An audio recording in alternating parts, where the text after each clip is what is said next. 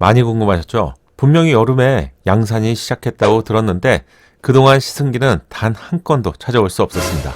드디어 시승기가 공개되었습니다.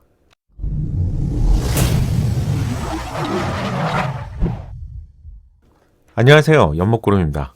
위기의 쌍용차를 구해줄 두 대의 차량이 내년에 출시를 앞두고 있다고 알려드렸죠. 그 중에 한 대가 최근에 자주 포착이 되고 있는 J200 차량이고요. 포착된 테스트 차량은 양산형에 가까운 모습으로 이미 여러 번 포착이 되었기 때문에 출시가 가까워진 점을 알 수 있네요. 아마도 쌍용차가 만든 내연기관 차량 중에서 가장 먼저 공개될 차량은 J200이 될 것 같네요. 이보다 먼저 공개될 차량이 쌍용이 만든 전기차 코란도 이모션인데요. 출시가 코앞으로 다가왔습니다. 원래 알려진 사전계약 일정은 이번 달 말이었죠. 오늘까지도 소식이 없는 점을 고려해본다면 내년 초에 국내 제조사 중에서 가장 먼저 신차를 선보이게 될 것 같은데요. 렉스턴의 경우도 이런 전략으로 선보이면서 연초에 집중을 받았었던 차량인데요. 비슷한 전략을 사용하게 될 것 같네요. 올해 여름에 코란도 이모션이 유럽 출시를 앞두고 있다고 알려졌죠. 현지의 차량은 이미 도착이 됐고요. 당초 유럽 출시 일정은 11월이었는데요. 제가 계속 확인하고 있었는데 지난달에 영국 홈페이지를 확인했을 때 이런 화면이었죠. 그리고 최근에 실제 차량 사진이 올라왔습니다. 공식 출시 소식도 확인되었는데 내년 초부터 유럽에 출시가 된다고 합니다. 그리고 반가운 소식이 있는데 최근 유럽 자동차 매체를 통해서 시승이 완료되었습니다. 전기차 이모션은 국내 제조사가 만든 차량임에도 불구하고 이 차량에 대한 정보는 거의 알려지지 않은 상태죠. 그래서 많이 궁금했는데요. 해외 매체가 평가한 쌍용차 코란도 이모션의 평가 결과를 먼저 보시죠. 위기의 쌍용차를 구할 수 있는 차별성을 갖추고 있을까요? 시승기 내용부터 볼게요. 시승이 완료된 후에 두 분의 여성분이 요약을 하고 있는데 10점 만점에 5점과 각 6점을 주었습니다. 전체 평가 등급은 B등급이고요. 해당 채널은 유럽에서 인지도가 높은 채널이고요. 다양한 전기차를 시승하는 채널이라서 깐깐한 유럽인의 시각에서 볼 수 있는 좋은 기회인 것 같네요. 지니와 니키라는 두 분의 여성은 최근 순수 전기차 아이오닉 5에도 평가를 했었고요. 기아 EV6도 직접 시승을 하고 전기차를 평가했습니다. 이 정도면 한국에서 만든 전기차에 대해서 잘 알고 있을 것 같네요. 또한 전기차를 대표하는 테슬라 모델 3에 대한 전기차 평가도 있습니다. 그렇다면 어떤 평가를 했을까요? 평가 내용을 보면 쌍용차만의 거친 오프로드를 원하는 소비자에게는 대안이 될 수 있다. 쌍용차가 예상보다 유럽에서 괜찮은 판매량을 보여주었기 때문에 이런 평가를 하게 된 것 같은데 여기에 좀 뼈가 있는 말이 있는데 이 가격에 코란도 전기차가 얼마나 의미가 있을지 모르겠다. 가격이라고요? 그래서 가격부터 보시죠. 코란도 이모션 전기차의 유럽 출시 가격은 3495부터 37,995 유로입니다. 하나로 환산한다면 4,100만원에서 5,100만원 정도가 되는 가격인데요. 그럼 니키의 평가도 보시죠. 자동차에서 디자인은 중요하지만 디자인을 중점으로 평가하지 않았다는 말이 있고요. 그럼에도 불구하고 코란도 이모션은 그리 아름답지 않습니다. 디자인이 좀 아쉽다는 평가와 함께 순수 전기차가 아닌 내연기관을 베이스로 만든 전기차라서 아쉽다는 평가입니다. 그래서 평가 결과가 10점 만점에 5점과 6점이라서 좀 아쉬웠는데요. 이거 한국차를 무시하는 거 아니야? 그래서 찾아봤는데 기아의 순수 전기차 EV6는 10점 만점에 9점과 9점을 주었습니다.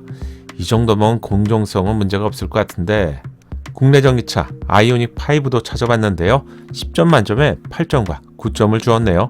또한 테슬라 모델 3의 경우 10점 만점에 10점과 10점을 주었습니다. 그럼 유럽 자동차 매체가 이렇게 평가한 이유가 있겠죠? 예상보다 낮은 점수를 받게 된 첫 번째 이유는 파생 전기차라는 점입니다. 전기차만을 위한 순수 전기차와 파생 전기차의 차이점은 어느 정도 아시죠? 순수는 아실 것 같고요. 파생 전기차는 기존에 내연기관으로 출시가 되었던 차량에 배터리를 탑재한 차량을 말하는데요. 국내 차량에선 코나, 아이오닉, G80 일렉트리파이가 파생 전기차에 해당되는 케이스입니다. 코란도 이모션도 역시 코란도의 파생 모델이고요. 파생 모델이 갖는 한계점을 지적했는데 내연기관 플랫폼으로 제작하다 보니 차량의 크기 대비 다른 전기차보다 실내 공간이 예상보다 크지 않다는 점이죠.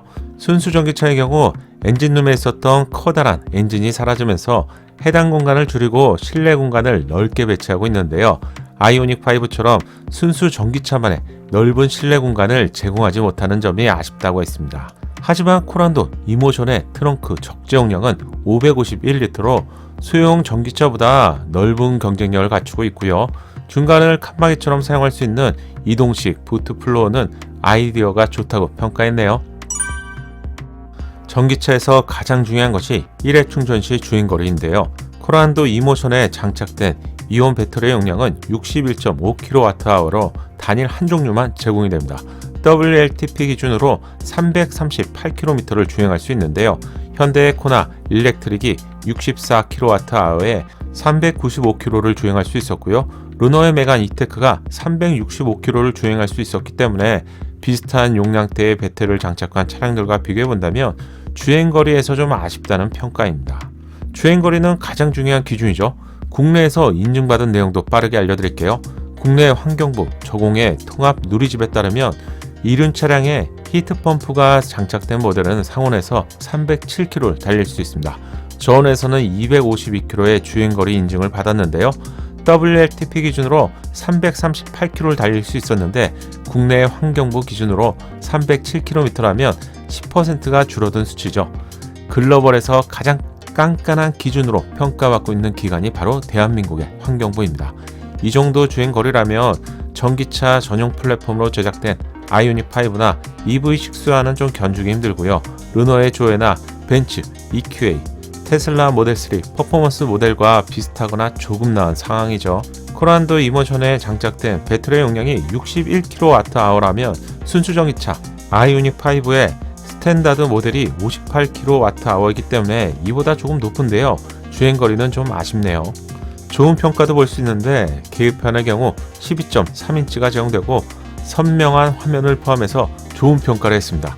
실제 코란도나 최근에 출시된 렉스턴 차량을 시승해보면 12.3인치의 계기판이 제공되는데 폰트를 포함해서 제공되는 기능까지 모두 만족스러운데 해외 평가도 이 부분은 비슷하네요. 하지만 센터패시에 있는 인포테인먼트의 화면은 화질에 있어서도 좀 아쉽다고 하고요. 사용자 인터페이스 면에서도 아쉽다고 하는데 아마 전기차만의 전용 콘텐츠 부분일 것 같은데요. 이 부분은 국내에 출시가 된다면 제가 한번 체크해 보겠습니다. 전기차에서 충전 시간 무척이나 중요하죠. DC 급속 충전기를 이용하며 100kW의 충전 속도에서 20%부터 80%까지 충전하는데 약 30분이 소요가 된다고 합니다. 이 충전 속도가 최대 속도죠. 50kW의 충전기에서는 54분, 가정용 7kW에선 11시간이 걸린다고 하네요.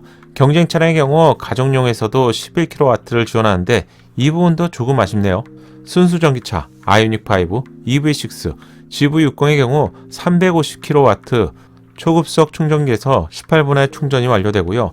내연기관을 베이스로 만든 G80 일렉트릭 파이드의 경우도 역시 유사한 시간대를 보여주는데 쌍용차의 첫 번째 전기차의 기술력을 보여주는 코란도 이모션에서 충전 시간은 좀 아쉬운 부분입니다. 전기차에서 회생제동은 에너지를 세이브하면서 내연기관에서 하던 브레이크 역할을 대신하고 있는데요. 코란도 이모션 회생 제동 기능은 스티어링 휠 뒤쪽에서 제공되는 기능인데 회생 시 제공량이 브레이크를 밟는 것과 비교해도 속도에 큰 차이가 없다고 하네요. 따라서 다른 전기차의 경우 브레이크를 거의 사용하지 않을 정도로 원페달 주행이 가능한데 조절량에 큰 차이가 없는 것 같네요. 제로백도 공개되었는데 8.5초로 순수 전기차 고성능 버전이 4초대 또는 5초대 정도인데요. 내연기관 고성능 차량에서도 6초대를 보여주기 때문에 전기차임을 고려해볼 때 8초대는 분명히 수치적으로 좀 느린 편이죠.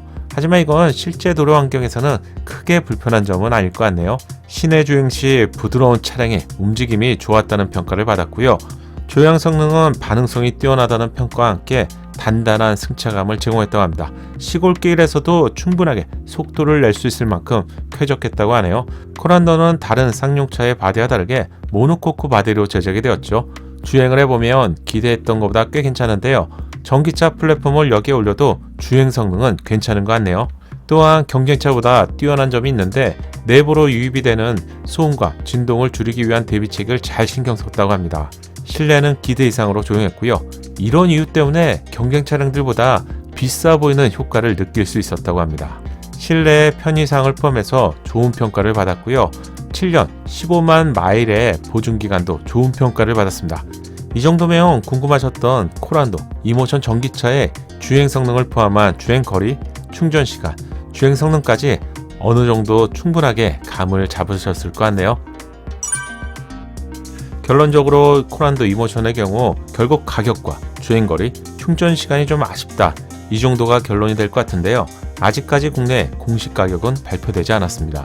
이렇게 된다면 국내에 출시될 가격이 가장 중요한 세일즈 포인트가 될 것 같은데, 코란도의 유럽 출시 가격은 하나로 약 4,100만원에서 5,100만원 정도가 되는 가격이죠. 쌍용차도 이런 점을 고려해서 국내에서는 히트펌프가 포함된 모델과 포함되지 않는 두 가지 모델을 구분해서 좀 더 저렴한 가격에 출시가 될 것으로 예상해 봅니다.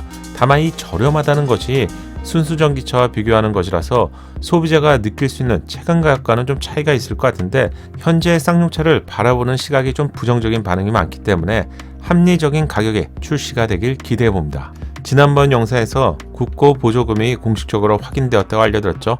히트펌프가 탑재된 모델은 768만원, 일반 모델은 760만원을 보조받을 수 있습니다. 쌍용차는 여러모로 좀 어려운 시국인데요. 국민 전기차라는 컨셉으로 코란도 이모션을 출시해주면 좋겠네요. 제가 준비한 영상은 여기까지입니다. 영상이 도움되셨다면 좋아요 잊지 마시고요. 구독과 알림 설정을 통해서 정확한 신차 소식을 빠르게 만나보세요. 감사합니다.